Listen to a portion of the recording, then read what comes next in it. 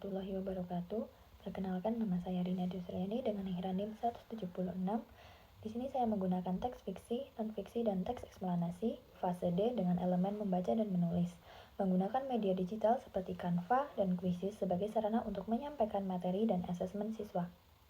Capaian pembelajaran pada fase D, peserta didik mampu memahami informasi berupa gagasan, pikiran, pandangan, arahan, atau pesan dari teks visual dan audio visual untuk menemukan makna yang tersirat dan tersurat.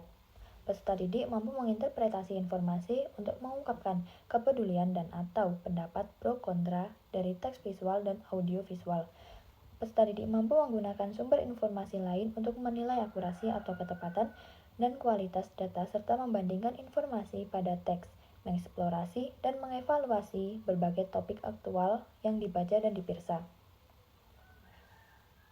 Tujuan pembelajaran fase D, peserta didik mampu mengidentifikasi ciri dan struktur teks dan fiksi non-fiksi.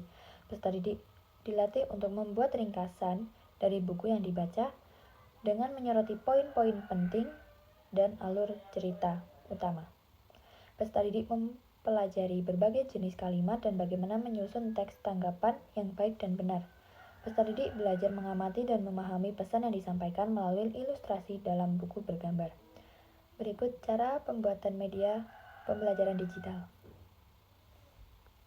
Di sini saya akan menjelaskan bagaimana cara menggunakan Canva sebagai media pembelajaran.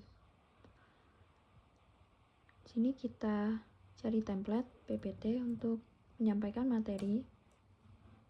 Pilih salah satu dari template. Sesuaikan template. Ketika sudah muncul semuanya, kita bisa mengedit judul. Kita ganti menjadi teks fiksi. Kita bisa atur sesuai dengan ukuran yang kita mau. Nah, kita bisa ambil slide berikutnya, kita bisa isi. Selain itu, kita bisa juga mengedit, ada elemen, kita bisa mengatur, kita mau menambahkan, bisa ini, dan juga menambahkan teks. Di sini saya sudah membuat media pembelajaran untuk teks fiksi dan teks non-fiksi dengan kita sebut dengan mematik, media pembelajaran, materi teks fiksi dan teks non-fiksi. Dengan berisi ada capaian pembelajaran, pengertian, tujuan, ciri, struktur, dan contoh. Di sini saya sudah membuat contoh soal juga dengan mengklik